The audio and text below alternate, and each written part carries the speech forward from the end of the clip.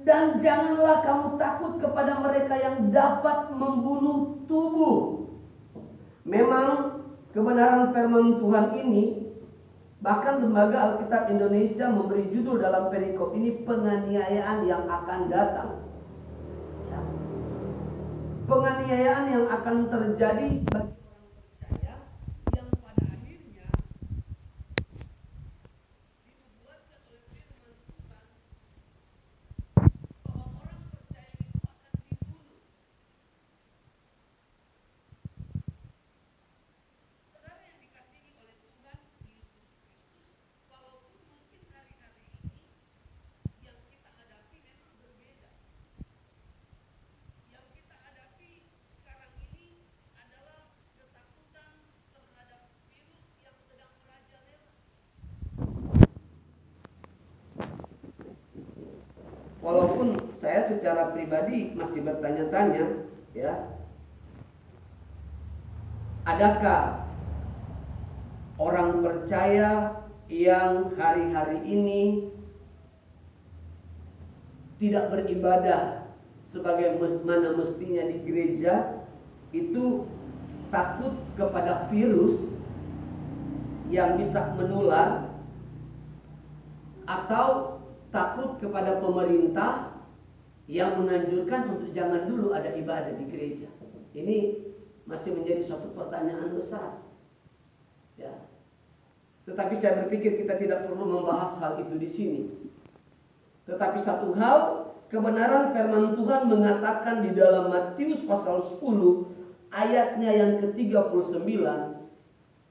Kalau seperti itu tadi, Matius 10 ayat 39 di sana mengatakan begini, barang siapa mempertahankan nyawanya, ia akan kehilangan nyawanya. Dan barang siapa kehilangan nyawanya karena aku, ia akan memperolehnya.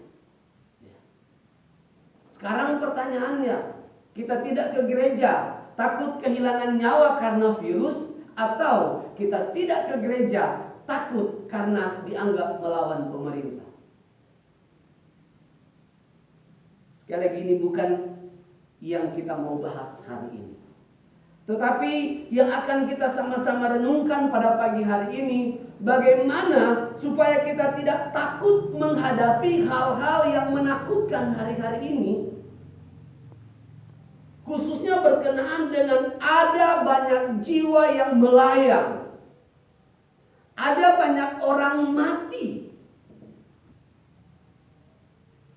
oleh karena virus corona yang sedang merajalela. Saudara, ayat 29 di sini mengatakan begini, bukankah burung pipit dijual 2 ekor seduit? Namun seekor pun daripadanya tidak akan jatuh ke bumi di luar kehendak Bapamu. Ketika Tuhan Yesus mengatakan kebenaran, ya, bahwa orang percaya jangan takut kepada sesuatu yang bisa membunuh tubuh. Apakah itu dari manusia, apakah itu dari alam, atau itu dari kuasa kegelapan, atau itu sumbernya dari sakit penyakit seperti yang ada sekarang ini. Tuhan Yesus memberikan sebuah contoh tentang kehidupan burung pipit. Ya, saudara, burung pipit ini dikatakan dijual 2 ekor seduit. Saya sebenarnya mencoba mencari dalam literatur yang ada, seduit itu jika dinominalkan dengan uang Indonesia itu berapa? Atau standar mata uang Romawi atau Yunani pada waktu itu. Tetapi saya tidak bisa menemukan berapa nominal dari seduit yang dikatakan oleh Tuhan dalam ayat ini. Tetapi saudara yang dikasihi oleh Tuhan Yesus Kristus, jika burung pipit itu dijual 2 ekor seduit, itu sudah menunjukkan kepada saya dan saudara betapa murahnya harga burung pipit. Ya. Coba kita standar saja, seduit itu misalnya 10.000. Dengan 10.000 kita bisa beli 2 ekor. Berarti 5.000 satu ekor. Kalau seduit itu 1.000 rupiah, maka satu ekor 500 rupiah. Karena seduit bisa jual 2 ekor. Saudara, yang dikasihi oleh Tuhan Yesus Kristus, artinya apa? Betapa murahnya nilai jual burung pipit ini. Betapa tidak berharganya burung pipit ini. Mungkin karena memang dia terlalu banyak sehingga dia murah. Atau mungkin juga karena daya juangnya untuk hidup kurang, sehingga begitu mudahnya dia mati, sehingga nilai jualnya kurang. Atau paras, bentuknya yang tidak menarik, tidak cantik, sehingga nilai jualnya rendah sekali. Ya. Mudah diburu, mudah ditangkap, mudah dibinasakan, sehingga nilainya murah sekali. Saudara, saya memahami kebenaran firman Tuhan ini bahwa kenapa burung pipit ini nilai jualnya rendah, ya. Bagi saya, ini karena burung pipit ini sangat mudah untuk mati. Sangat mudah untuk mati, sangat mudah untuk dibinasakan. Dan konsep kehidupan di dalam dunia ini, jika dikorelasikan dengan burung pipit yang hidup, ya, burung pipit ini bisa dimusnahkan oleh kondisi alam. Apakah itu cuaca ekstrim terlalu dingin atau terlalu panas bisa membunuh burung pipit? Atau karena diburu, ya, mudah untuk dijatuhkan lewat senapan,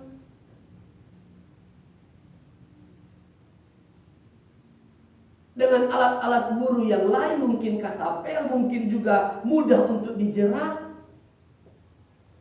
mudah untuk dijaring. Begitu mudah burung pipit ini untuk dimusnahkan. Mudah untuk diserang oleh wabah. Ini kenyataan dari burung pipit, sehingga nilai jualnya sangat rendah. Dalam tanda petik, tidak berharga. Tetapi saudara yang dikasihi oleh Tuhan Yesus Kristus, satu hal yang luar biasa dari kebenaran yang kita sama-sama renungkan pada pagi hari ini, bahkan bagi burung pipit yang tidak berharga itu, saudara yang dikasihi oleh Tuhan Yesus Kristus, tidak lepas dari kendali tangan Tuhan yang Maha Kuasa. Tidak lepas dari perhatian Tuhan.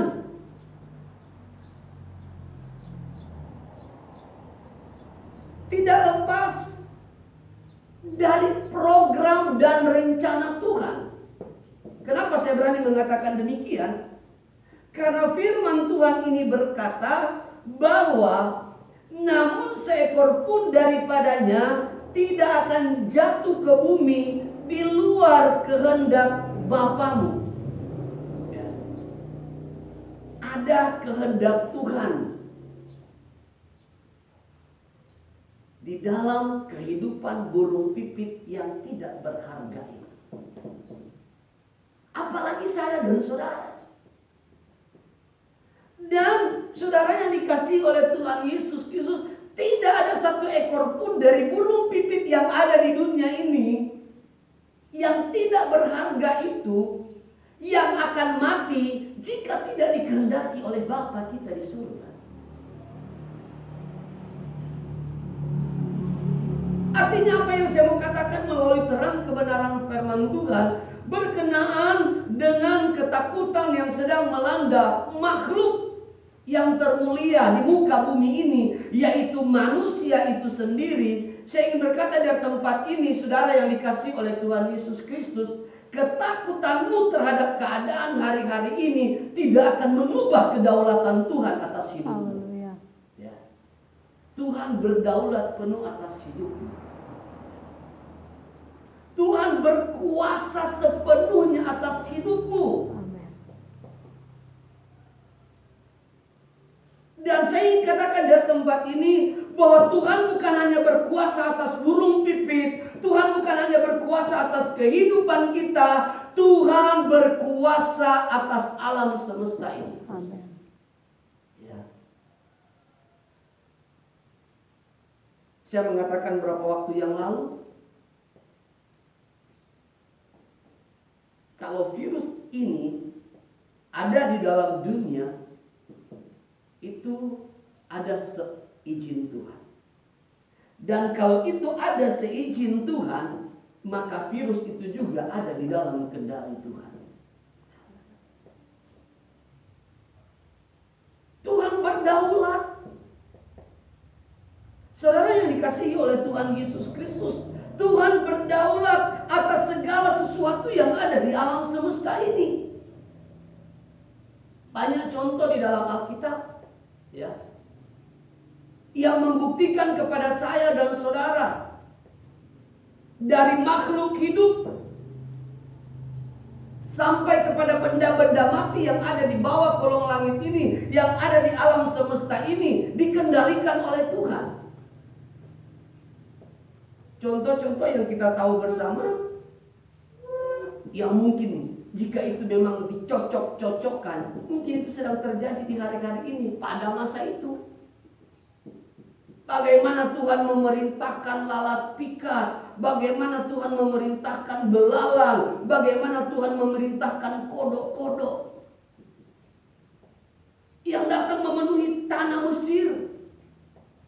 Ya. Tuhan memegang kendali atas semua makhluk hidup yang ada di dunia ini.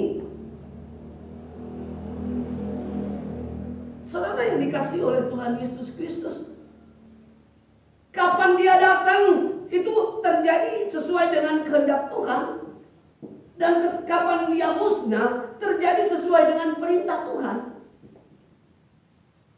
Tuhan memerintahkan Musa untuk bertemu dengan Firaun dan katakan, kalau kau tidak mengizinkan umatku pergi beribadah, nanti akan begini yang terjadi. Oh, dan itu terjadi.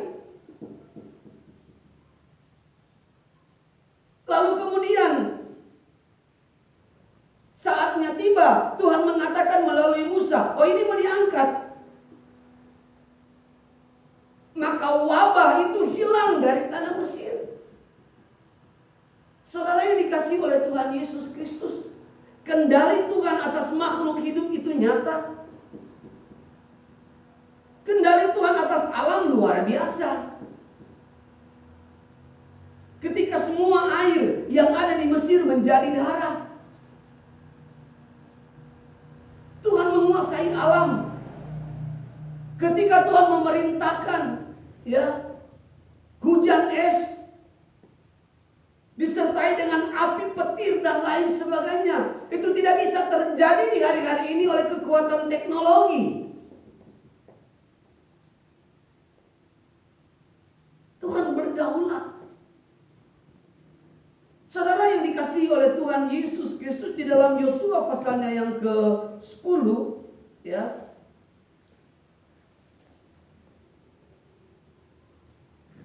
tentang bagaimana Tuhan berkuasa, Tuhan berdaulat atas alam ini. Dalam ayatnya yang ke-11, Yosua 10 ayat 11, kita baca bersama. 2-3. Dan Tuhan mengacaukan mereka di depan orang Israel. Yosua 10 ayat 11. Ayat 11. 2-3. Sedang mereka melarikan diri di depan orang Israel dan baru di lereng Bet Horon, maka Tuhan melempari mereka dengan batu-batu besar dari langit sampai ke Aseka sehingga mereka mati. Yang mati kena hujan batu itu ada lebih banyak daripada yang dibunuh oleh orang Israel dengan pedang. Dari mana batu ini datang? Alkitab hanya mengatakan Tuhan melempari mereka dengan batu-batu besar dari langit. Saya katakan tadi Tuhan berdaulat atas makhluk hidup. Tuhan berdaulat atas benda mati.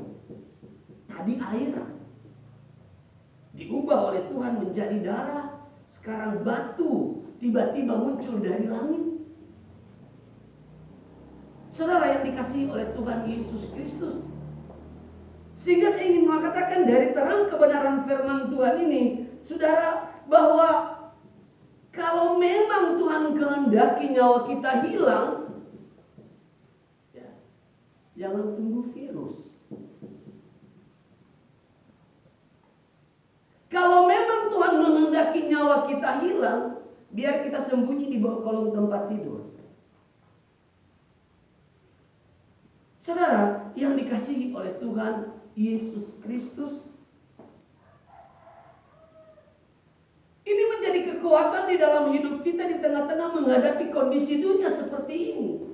Bahwa virus tidak berdaulat atas hidup kita, katakan amin. Alam tidak berdaulat atas hidup kita. Makhluk hidup yang ada di dalam dunia ini tidak berdaulat atas hidup kita. Tuhan yang berdaulat atas hidup kita. Kita tidak perlu takut dengan keadaan yang ada. Di dalam Lukas tentang kedaulatan Tuhan atas alam, atas manusia. Saudara perhatikan, saya selalu terberkati dengan kebenaran ini. Di dalam Lukas pasalnya yang ke-22. Ini ayat yang terakhir saja, ya. Lukas 22 mulai ayat yang ke-7. Kita akan baca bersama pelan-pelan sampai ayatnya yang ke-13. Lukas 22 ayat 7 sampai 13. 2-3. Maka tibalah hari raya roti tidak beragi, yaitu hari di mana orang harus menyembelih domba Paskah. Lalu Yesus menyuruh Petrus dan Yohanes, katanya, pergilah, persiapkanlah perjamuan Paskah bagi kita supaya kita makan. Kata mereka kepadanya, di manakah engkau kehendaki kami mempersiapkannya? Jawabnya, apabila kamu masuk ke dalam kota, kamu akan bertemu dengan seorang yang membawa kendi berisi air. Ikutilah dia ke dalam rumah yang dimasukinya, dan katakanlah kepada tuan rumah itu, Guru bertanya kepadamu, di manakah ruangan tempat aku bersama-sama dengan murid-muridku akan makan Paskah? Lalu orang itu akan menunjukkan kepadamu sebuah ruangan atas yang besar yang sudah lengkap. Disitulah kamu harus mempersiapkannya. Maka berangkatlah mereka, dan mereka mendapati semua seperti yang dikatakan Yesus kepada mereka. Lalu mereka mempersiapkan Paskah. Puji Tuhan. Saudara, perhatikan peristiwa ini, ya. Di mana Tuhan Yesus menyuruh kepada dua orang muridnya, yaitu Petrus dan Yohanes, untuk mempersiapkan tempat di mana mereka akan mengadakan perjamuan Paskah. Nampaknya mereka masih jauh dari kota. Lalu Petrus dan Yohanes bertanya kepada Tuhan, Tuhan, di mana engkau mau kami mempersiapkan perjamuan Paskah bagi kita? Lalu Tuhan berkata kepada mereka, apabila kamu masuk ke dalam kota, kamu akan bertemu dengan seorang yang membawa kendi berisi air. Kebayang enggak? Bagaimana Tuhan mengendalikan orang ini? Pada masa itu belum ada handphone, ya. Walkie-talkie belum ada, HP belum ada. telepon rumah belum ada. Tetapi Tuhan mengatakan kepada Petrus dan Yohanes, saat kamu akan masuk ke dalam kota, dan itu nanti akan terjadi ke depan, kamu akan bertemu dengan seorang yang membawa kendi berisi air. Saudara, kebayang nggak kalau ada 7 orang yang membawa kendi berisi air pada waktu itu? Ini bagian pertama. Maka mana yang harus dipilih oleh Petrus dan Yohanes untuk diikuti? Bagaimana Tuhan mengendalikan orang-orang yang ada di dalam kota itu, sehingga pada waktu Petrus dan Yohanes menghampiri kota itu, hanya ada 1 orang yang memikul kendi berisi air. Itu berbicara tentang mengendalikan orang banyak. Lalu bagaimana Tuhan mengendalikan seorang ini untuk supaya benar-benar bersamaan dengan Petrus dan Yohanes tiba di situ, orang ini datang. Saudara, Tuhan pengendali alam semesta. Katakan amin. Tuhan mengendali kehidupan saya dan saudara. Jika kita telusuri, jika kita renungkan tentang peristiwa ini, sungguh tidak ada detil di hidup ini yang tidak dikontrol oleh Tuhan. Tentang kapan, tentang siapa saja, tentang apa yang harus dibawa oleh orang-orang kota itu, Tuhan kendalikan dari jarak yang jauh. Saya ingin berkata sekali lagi dari tempat ini. Bagaimana ketika Petrus dan Yohanes sampai di situ, orang tadi sudah duluan, mereka tidak dapat orang itu di situ. Tetapi ini juga membicarakan tentang bagaimana Tuhan mengendalikan waktu hidup kita. Hei orang, kau pergi timba air jam sekian, karena jam sekian saya akan suruh Petrus dan Yohanes ada di situ. Tuhan kendalikan waktu hidup kita. Dia berdaulat. Dia berdaulat atas semuanya. Dia berdaulat atas alam semesta ini. Dia berdaulat atas makhluk hidup. Dia berdaulat atas benda-benda mati. Dia berdaulat atas hewan. Dia berdaulat atas manusia. Saudara yang dikasihi oleh Tuhan Yesus Kristus. Dan katakanlah kepada tuan rumah itu, guru bertanya kepadamu, di manakah ruangan tempat aku bersama-sama dengan murid-muridku akan makan Paskah? Lalu orang itu akan menunjukkan kepadamu sebuah ruangan atas yang besar yang sudah lengkap. Kapan Tuhan kasih tahu di orang ini? Karena ternyata Tuhan dan murid-muridnya baru hendak memasuki kota itu. Luar biasa, ya. Dan sangat ajaib ketika dikatakan bahwa lalu orang itu akan menunjukkan kepadamu sebuah ruangan atas yang besar yang sudah lengkap. Disitulah kamu harus mempersiapkannya. Ayat 13 kita baca bersama. 2, 3. Maka berangkatlah mereka dan mereka mendapati semua seperti yang dikatakan Yesus kepada mereka. Haleluya. Tuhan sudah merencanakan perjamuan Paskah tahun ini di tempat itu, di rumah orang itu. Peristiwanya akan begini, dan begini. Ya. Semua disiapkan oleh orang itu dan dikatakan dalam kebenaran firman Tuhan. Semua seperti yang dikatakan Yesus kepada mereka itu terjadi. Apa yang saya mau katakan melalui kebenaran ini? Bahwa hidup saya dan saudara, hidup orang percaya, ya.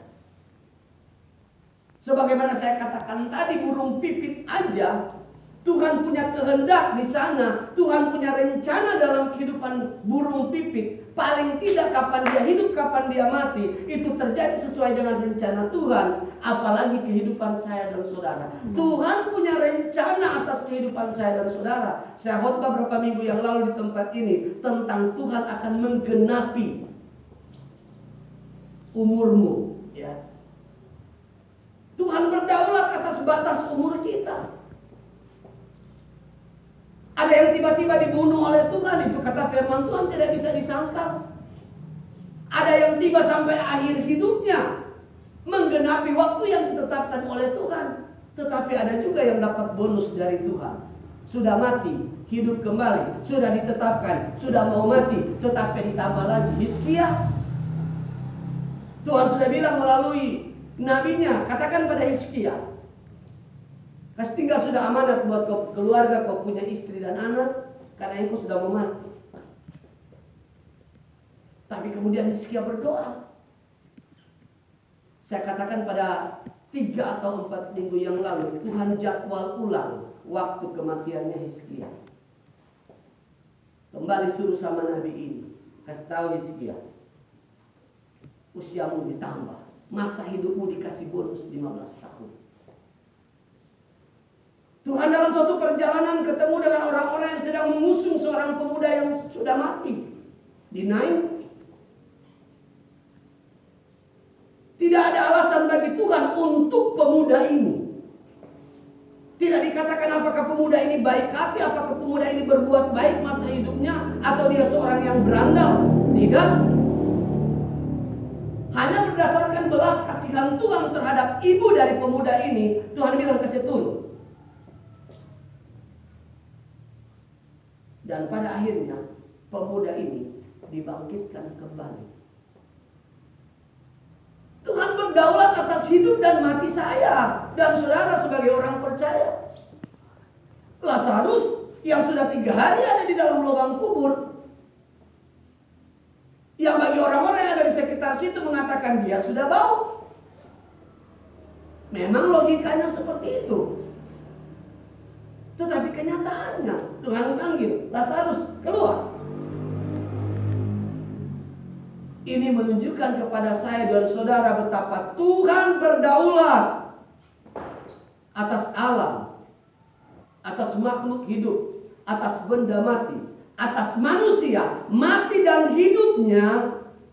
Tuhan berdaulat atasnya. Saudara yang dikasihi oleh Tuhan Yesus Kristus. Ini yang menjadi kekuatan di dalam kehidupan saya dan saudara. Di hari-hari ini di tengah-tengah dunia sedang dilanda oleh ketakutan karena bayang-bayang maut, bayang-bayang kematian. Yakinkan dirimu bahwa Tuhan berdaulat atas hidup. Ya. Kita bersyukur pemerintah mengedukasi kita dengan social distancing, physical distancing. Tidak apa-apa. Bagus. Tetapi saya ingin berkata dari tempat ini, kita mau bentengi hidup kita dengan cara apapun, jika Tuhan sudah bilang sudah tiba waktunya, itu tidak bisa melawan kedaulatan Tuhan atas hidup kita. Kita boleh hidup sesuai dengan arahan pemerintah yang ada,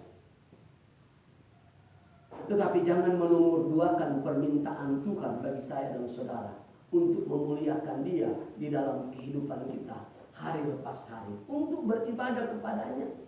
Kenapa? Karena ternyata firman Tuhan pagi hari ini menyatakan kepada saya dan saudara, Tuhan berdaulat atas segalanya di alam semesta ini. Biar ini menjadi kekuatan dalam perjalanan iman kita di hari-hari ini, untuk menyadari kepada siapa kita harus lebih patuh, kepada siapa kita harus lebih taat, kepada siapa kita harus lebih menundukkan diri, kepada siapa kita harus takut. Alkitab mengatakan, dan janganlah kamu takut kepada mereka yang dapat membunuh tubuh, ya, tetapi yang tidak berkuasa membunuh jiwa. Takutlah terutama kepada Dia yang berkuasa membinasakan baik jiwa maupun tubuh di dalam neraka. Ayat 39, barang siapa mempertahankan nyawanya, ia akan kehilangan nyawanya, dan barang siapa kehilangan nyawanya karena aku, ia akan memperoleh.